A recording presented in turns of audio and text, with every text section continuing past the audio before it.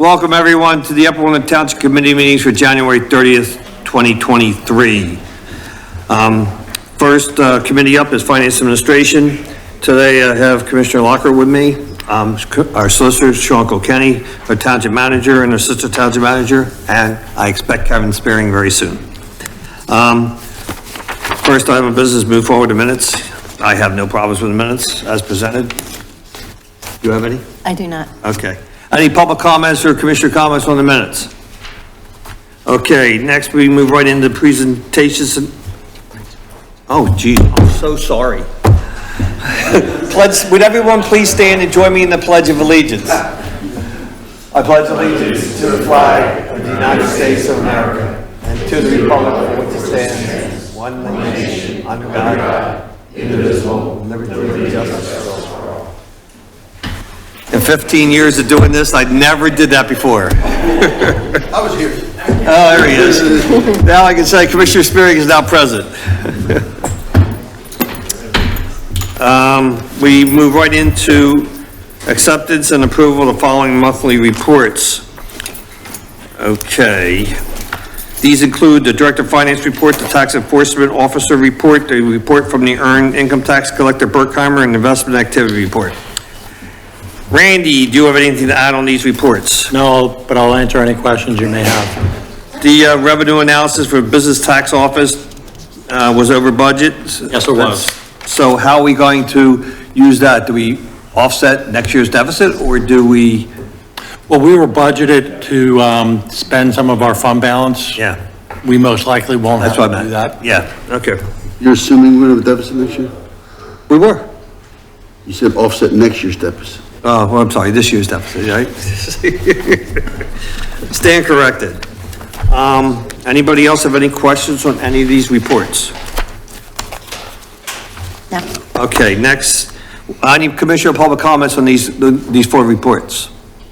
Okay, next we have the quarterly capital reserve fund, the bond issue, the restricted funds reports, and the quarterly grant report.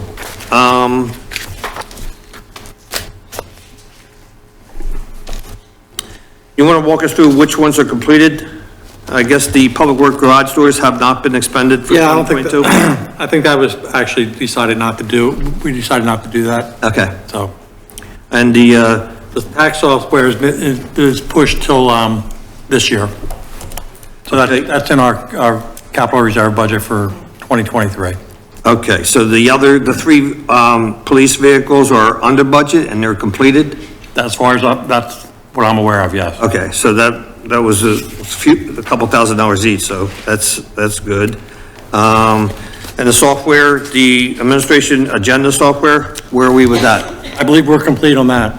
So that's $20,000 on the Yeah. budget, so that's great. All right, At the time, we didn't know if we were going to buy a whole agenda package, which we did not. Yeah, I think the idea was to take it step by step. So first thing was to get the laptops, use the current system. If that's satisfactory, we wouldn't need it. If it's not satisfactory, we would have the funds there to buy the software. okay.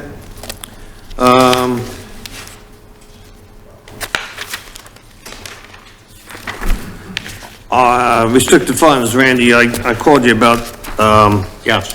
yes, so, I guess the traffic impact fee funds. Can you tell me which ones of these are completed and which ones are in the process? It looks like there's two completed, the Horsham and Blair Mill? The Horsham and Blair Mill traffic signal is completed.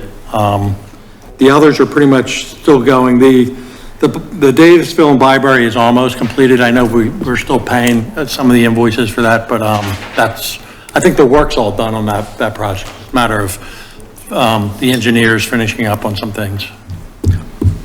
So, I had asked Randy to try to tie the numbers into the actual projects that we have going on. So we're gonna work on that for, the next quarter. Yeah, correct. Because some of the numbers didn't match the grant page. So I'm just trying to make sure if anybody has questions that they can be answered. Some of that money was spent in 2021, so. And that's not here. Yeah. So we're talking about restricted funds, and one of the projects is traffic impact fees. Some of the money that is in there for these projects was paid for in 2021 and they're not included. So we'll figure out how to manage that so everybody's aware what's going on.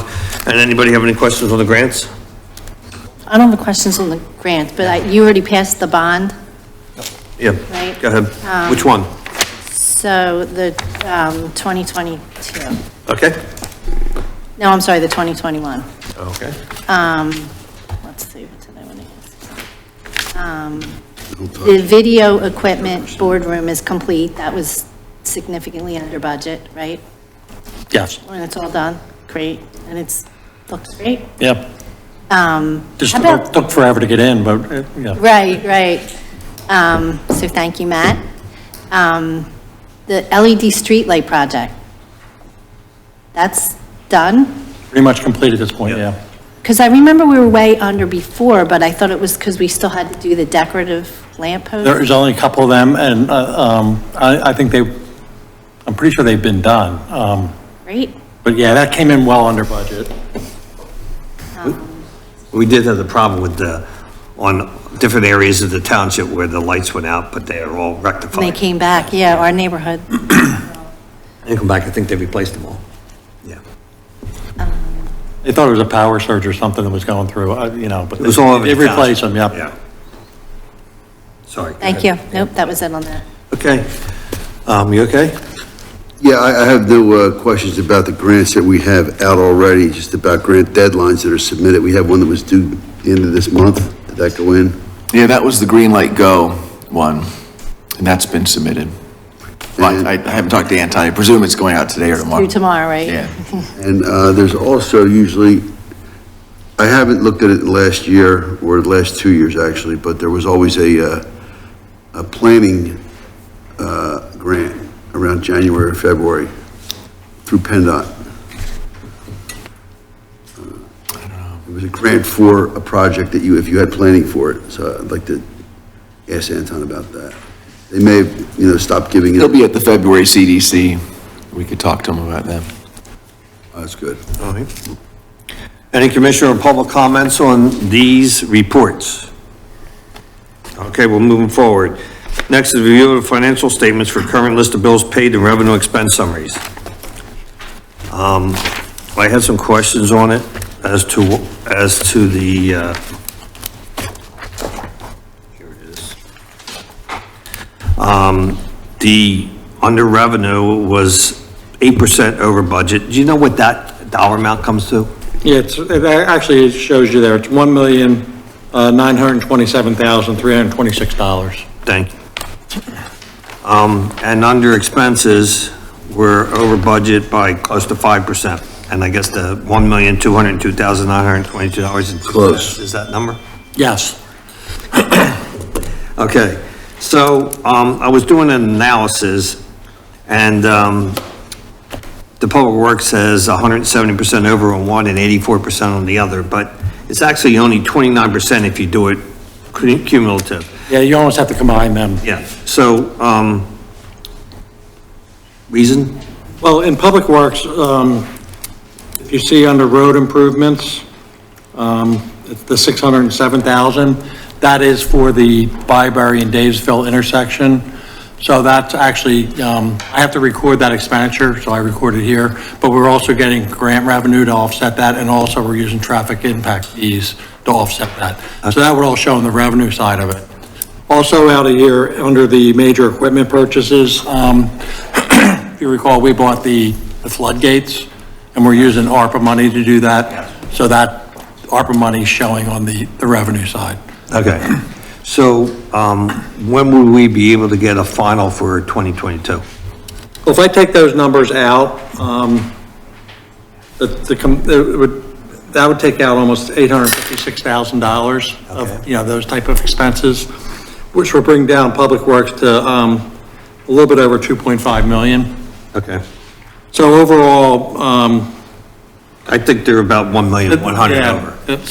So that, overall, they'd be like 6% over budget. Okay. And a lot of that comes out of the vehicle operating expense.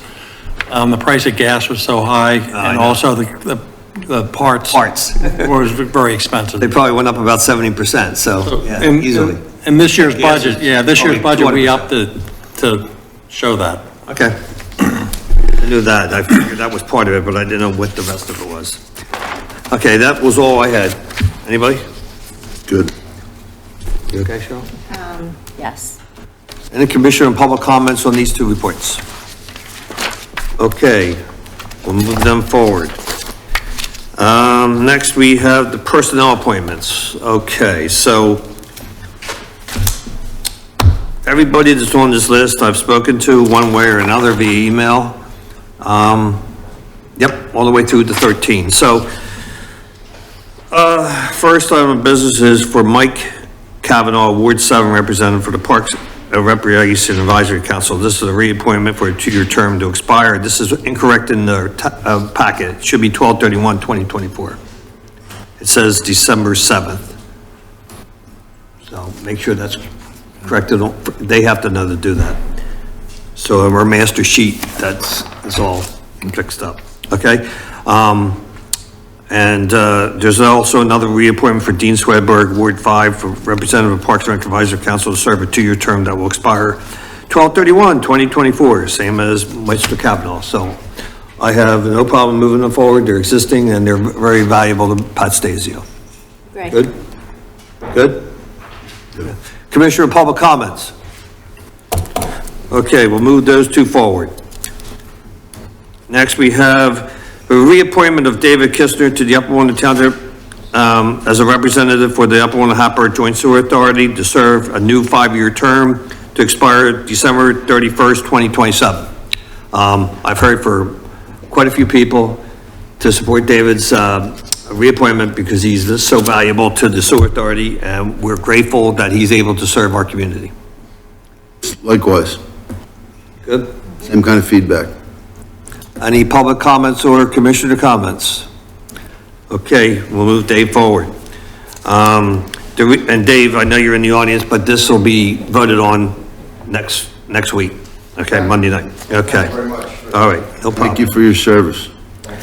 Next is the reappointment of Jacqueline Cherpinski on the Upper Historical Commission to serve a new 3-year term that will expire December 31st, 2025. There's 4 people. Next is the reappointment of Heather Flaherty to serve on the Historical Commission to serve a new 3-year term to expire on December 31st, 2025. The reappointment of Michael Lavecchio to serve on the Historical Commission to serve a new 3-year term to expire December 31st, 2025. And there's one more, Arlene Rubin to serve on the Historical Commission to serve a new 3-year term to expire December 31st. This says 2024, it should be 2025.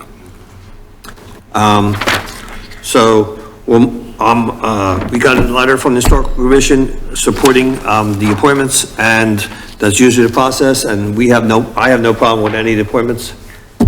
You okay? Yes. Any commissioner and public comments on the Historical Commission? Appointees? Anybody who would like to serve on the Historical Commission? They are looking for additional volunteers. Okay, we'll move them forward. Next is the reappointment of Jolie Price on the Upper Warren Human Relations Commission to serve a new 3-year term to expire December 31st, 2024. 3-year. So this might be incorrect as well because this says 3-year term and the other ones are 3-year terms and they're all for the Historical Commission is 2025, but hang on a minute, I got it here. Jolie Price, it does say it's a 2-year term expired 2024, but this says 3 years. So that should expire 2025. We'll follow up on that one. Yeah, as well. No opposition to her appointment, though. No. You good? I'm absolutely You good. good? Any commissioner public comments on this appointment? Again, we'll move that forward. Number 10, the reappointment of Sean. 9, I'm sorry. The reappointment of Lynette Saunders to the EAC, serve a new 2-year term that will expire, now, wow, 2 years from today is 2024. Let me make sure this is what it is. Hold on a minute. You gotta flip those two. One says 2-year, the other says. That one should be good, because we're 2023. It does say 3 years on this sheet, so I'm just saying that it should be 2025, right? If the other 3-year terms are 2025, now, this is January 2nd instead of December 31st, so this is correct. I think that one's right. Yes, yes. January 2nd, 2026 is what it should be. All right. Where we at? Oh, well, Annette. So Annette serves as chair of our EAC. We're happy to have her on board, and I have Yes, no thank you problem. for all you do. You okay? Any commissioner or public comments? Okay, that's number 9. Number 10, and I'll do number 10 first. The reappointment of Sean Hopkins on EAC to serve a new 2-year term that will expire in 2025. I did get an email from him, I think it was Friday or Saturday, and he's going to continue, love to continue to serve. Great. So, all right, so, any commissioner and public comments on Sean? Okay, we'll move him forward. Does that have to be corrected also? January 26th, 2026? Yeah, that should be 2026 too. If it's no, it's a 2-year term, so it should be 2025, 2023, 24, 25, yeah. Next is the reappointment of Henry Sokolowski. So Henry did resign from the EAC, and Lynette has a candidate that she would love to replace Henry with, Donna Robinson. Rosenbaum. Rosenbaum. You know that I knew a name, Donna don't you? Rosenbaum on Madison Avenue when I grew up. Yeah, so anyways, reappointment, so we could make this an appointment for the EAC to appoint Donna Rosenbaum on the Environmental Advisory Council to serve a 2-year term that will expire January 2nd, 2025. I'll make that recommendation. I've attended several EAC meetings with Donna. She's a wealth of knowledge. She's a very great contributor, and she certainly would be an asset to the EAC. And that Great. voiced her support. So, welcome, Donna, and, Come as a pair. Wonderful. yeah. All right, so, we'll move, any public comments or commissioner comments? Okay, we'll move her forward. Thank you, Donna, for stepping up. Number 12, the reappointment by resolution. So, do we have to do this by, are we able to do this now? No, you mentioned reappointment by resolution, and you say the name with the term, and you'll. Okay. But the resolution will be prepared for the full meeting, right? So we go. Okay. The reappointment by resolution for Peter Hallahan on the zoning hearing board to serve a new 5-year term that will expire December 31st, 2027. So 22 and 5 is 27, so this is correct. Okay? Yes. Okay. Any commissioner or public comments on Peter? Okay, Sean, you will take care of that. Okay. And 13, Jerry Foley, who has been he has not been attending, and we asked for the APA, and he's a Ward 6 appointment, and he sent a letter that he would like to resign from the APA, and I have an appointment to make to move forward, since it's a Ward 6 appointment for Christian Henderson to serve as on the APA to fill the vacancy left by Jerry Foley and serve the remainder of the 2-year term to expire 6/1/2024. That's odd, we have that in the middle of the year. So, yeah, it's because Jerry resigned in midterm. All right, so that's what reason why. I don't think so. Oh, the remainder of a 2-year term. Yeah, but it's still in the middle of the year, so, They're all over the place. yeah. So, I would like to move Christian forward as my appointee for the APA. And I know Paul's has been in contact with me since November to try to get somebody to replace him, so. Okay. Okay, That's good. you good? Any questions? Yeah, before we move out of the appointments the reappointments, I'd just like to thank Hank and Jerry Foley for their dedicated service. They're longstanding members of this community, and appreciate their help on these committees. And I did request Matt make sure they both get letters. Any commissioner public comments on this or any of the other appointments? Okay, thank you for those of you in the audience, and welcome aboard. If you have any questions, contact Matt. If you have any other questions, contact me or any of the commissioners, all right? All right. Next is the vacancies that we have. We're looking for a Ward 3 resident to fill the APA. And we have an opening on the APA for somebody from Ward 3. Historical Commission has a couple openings also. You can all these openings, you can contact our township manager, Matt Canlin, and he'll hook you up. The Human Relations Commission has 2 vacancies. Parks and Rec has a Ward 2 vacancy and an at-large vacancy. We thought we had somebody that contacted Pat, but he was not able to follow through. Or she. Yeah. We had 2 of them. And we have, we're looking for a person who is an electrical engineer, does not have to be in this township. This is the only appointment that we don't need to have somebody from the township serve on it. It's for a uniform, construction code local appeals board. So it's a 6-year term, I think. Well, this is filling a term that was vacated a few years ago, and we haven't been able to find electrical engineer. So if you know anybody that's an electrical engineer, please pass them our way. This will complete this appeals board. So if somebody has a problem, they go to the appeals board to be heard. So it Do not doesn't have to be a township resident. the only one in the township that you don't have to be a resident. So if you know anybody, we're looking for somebody for that as well. We have no other items. Old business, the Montgomery County Cable, the Consortium Cable Franchise Agreement between the township and Verizon. Matt, you want to grab this? Sure.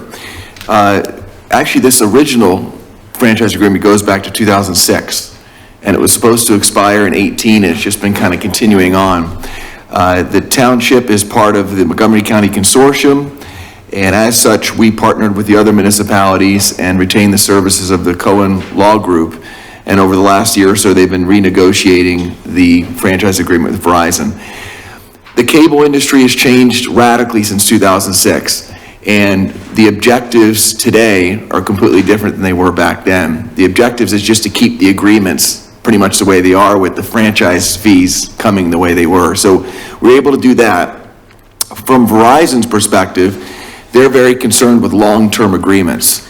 So a normal franchise agreement is 10 to 15 years. They're asking for 5. And I think it's because the whole landscape has changed with streaming and all the other kinds of things that are cutting into the cable industry's business. So what you have before you is a proposed agreement which pretty much retains what we already have in our agreement. The major change is the term of the agreement, which is 5 years. So is Comcast the same? You meaning the terms? The percentage? I don't know off the Right top of now my it head. is, yeah. Both 5%? Yeah. Still, all right. The only difference is actually the total revenue Verizon's taking in, it has decreased, so it's less. Is Comcast going up? They're both decreasing. Verizon seems to be decreasing faster than Comcast. But our rate stays the same regardless of, Yeah, it's just a matter, So Go ahead. we were asked to contribute our wants and desires prior to this negotiation. Many of us talked about service and about stranded cable and about, a pole gets hit and, everybody's waiting for Comcast to get off the pole. So I didn't see any of that stuff included. Well, I don't think you'll see, that's under the accountability. They are required under the agreement to maintain their infrastructure. So there's a phone number you call, there's a process. Now, how well they do the process, that's what we have to hold them accountable to. I've gotten a Comcast representative and a Verizon representative, and I really have never had any issues. They're down fixed within 2 months. Sure, that's, well, With them, for you. yeah. Or but there's, a lot I of think I times. got it from Pico. Susan Ryan gave it to me, I think, years ago. I mean, a lot of times. I shared it with David Alcier. We'll get the, the calls about the hip pole, and I know that I worked with David, and I worked with, David Alcier and Suzanne Ryan, and it was Comcast and Verizon couldn't get off the pole. It was a year and a half to get the old pole moved and the debris cleaned up. So just all these issues about incompletion of service, not necessarily people streaming and their phones working, but, all the unfinished projects out in the right of way. You get trees, take the lines down. Pico goes out and fixes them. Sometimes Verizon and Comcast never get there until you have to complain about it, so. All right, you okay with this? Yeah, service accountability, so we'll look for that. Commissioner comments or public comments? Okay, and that takes us to our next agenda item. Proposed revised Eastern Montgo Interchange Group Memorandum of Understanding. You may recall, this was before the board in November, and it was approved by the board. In a subsequent meeting of the interchange group, they did make some changes. Now, they're not significant, but we felt like they were material enough to bring it back to the board. So you have a red line version of the agreement. I'll be happy to answer any questions if. I know Brian Shannon sent us an email today discussing some of the issues. Brian, I don't know if you want to. It's all defined in the letter. Okay. I just didn't know if you wanted to put it on public comments, that's all, in a short version. Thank you. Brian Shannon, Quigley Avenue, and I'll stand still. I guess I just look at some of the agreements that I've dealt with in the past, and I've been listening to this Welsh Road interchange for quite some time and following it very closely. I would be very specific with the Turnpike and the state on what they call local road upgrades and just define them. Put the stake in the ground and let them, it either happens or it doesn't. But God forbid they get rolling on this project and it comes up that you never said that. You never identified that area. And that's my whole point of concern. Having done some projects in the computer business where we did statement of understanding, trust me, I learned to be very specific in certain areas. Thank you. Bye. I think his know, points. go ahead, talk. I was going to say, his points are well taken. The purpose of this agreement is forming the group. There's going to be a number of discussions concerning the details of each of these projects. In the agreement, we just mentioned the big projects. So you have the Virginia Drive, Welsh Road, Willow Grove interchange.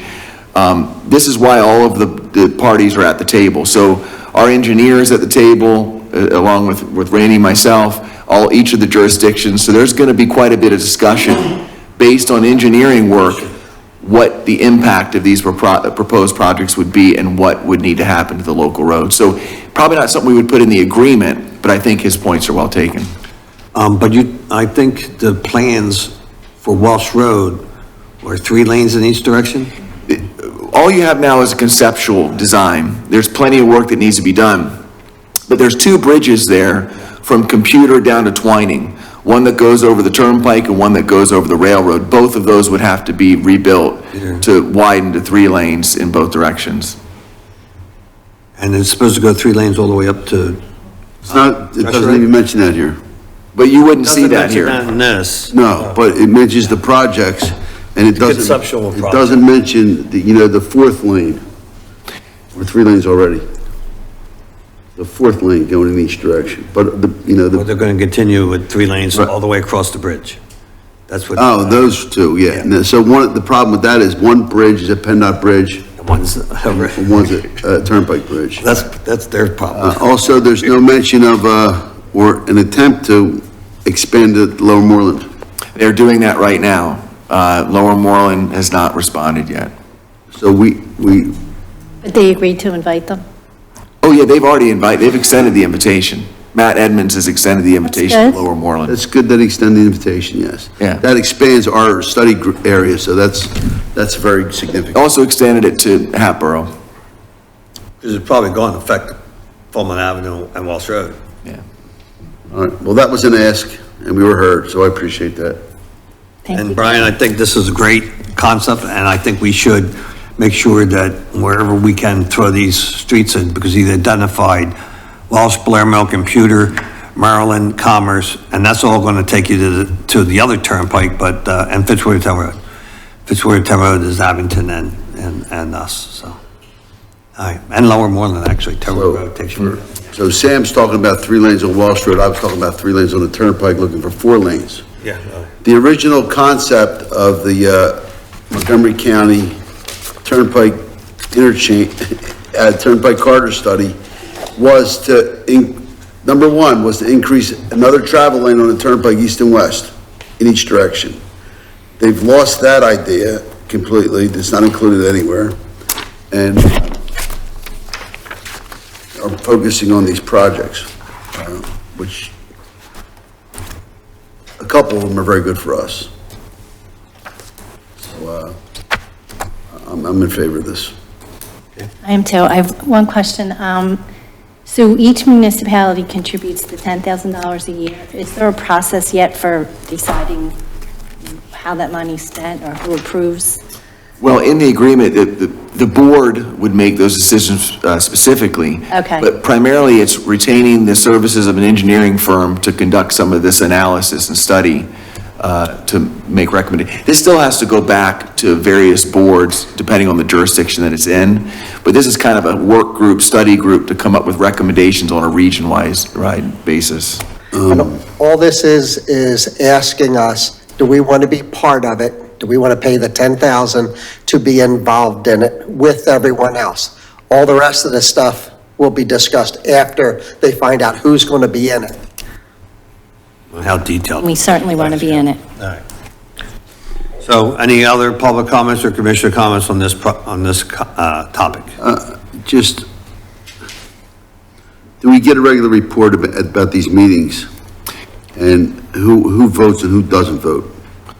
So it's a standing agenda item on the CDC committee, so we'll be reporting once a month. All of the various kind of rules, I don't think all that's been determined yet. I'm sure each municipality gets 1 vote, but kind of all of those details haven't been worked out quite yet. Okay. Yeah. All right. We'll move on. Next topic is new business. Act 172 Volunteer Service Tax Credit. Again, Matt, you want to handle this? I'll take it. All right, Randy. This is, a couple years ago, we passed an ordinance giving a tax credit to our volunteer firefighters for their real estate taxes and also their earned income tax. And in that ordinance, we have to present the list of the eligible firefighters for that tax credit for the year. And we have to do that in the beginning of the year. It has to be passed by March 1st. So this is just a list of certain criteria was set up in the ordinance. And this is just the list of the eligible members that can receive that tax credit. And I'd just like to acknowledge the volunteers who have served to get this credit. Timothy Falk, Charlie Jones Jr., Charlie Jones III, Chris Jones, Dante Newman, and James Hotchkiss. They're the ones that are going to be recipients of this if they qualify, and they have. So, They qualify. And several other volunteers, we appreciate your service too, that didn't quite make the mark, but certainly were a significant contribution to the community. Yeah, thank you for reading those names. But I do want to just make the point that I think we should increase it and be at the maximum allowed for the tax credit. I think for is it the EIT, they can have a credit up to $1,000, but ours is $500. That's correct. So I would like to increase that. Consider that at the next meeting. if you wanted to do that, would that be public health and safety or us, because it's finance? I think we did it before. It all ran through our committee. It did run through committee. I believe, Sean, that would be an amendment to the ordinance. And there was changes in allowances about we were able to do along the way. It's very difficult to get volunteers to serve in our, just anybody to serve. It's a lot in of the time. firehouse. It's a lot of Yeah, and time. it's time commitment for training, and it's just, they have their hands full trying to get volunteers in there, and the more volunteers we get, the easier it is for making sure we have good service times for the fire company. So anybody at all that would consider that, please let us know, and we'll hook you up. Actually, you can stay around and see the fire chief. And Would you like a draft ordinance with that amendment at the next finance, at the February finance? please. Okay. All right. All right, and I think that concludes any visitor comments for finance administration. Any commissioner comments for finance administration? There's just a lot of sponsored or bills being passed up in Harrisburg, and one's a stormwater fee that's going to allow municipalities. It's also tied into the state payment of stormwater fees. They also are announcing the stormwater fees at reasonable and uniform rates against, you can serve them against the Commonwealth and its instrumentalities, as well as allow appropriate exemptions and credits for state property within its own MS4 permit. Including PennDOT? That's the thing. It says state entities, but so, That's great news, we need to fix. I represent several of my municipalities that set up stormwater authorities. And there's a case out of Westchester Borough that when the Commonwealth Court ruled against Westchester Borough, basically saying Westchester University or any entity of the Commonwealth need not pay stormwater fees. So this would be a legislative fix to that, so that's good news. Yeah, the big one's PennDOT, because you can imagine how much surface area they have. Yeah. Most of these ordinances are based on impervious surface coverage. Well, that's a ton when you have all those roadways. so there's a couple other little things. Low impact home businesses, post-traumatic stress with injury, that's a serious thing. It could, there's a lot of pros and cons with that, and state police services for municipalities, but they're the top 5 topics, so I just wanted to, but I saw the stormwater thing, fee, and I had to, fee, not tax, it's a fee. So, anybody else? All right, we are now adjourned, thank you for your time. Next up is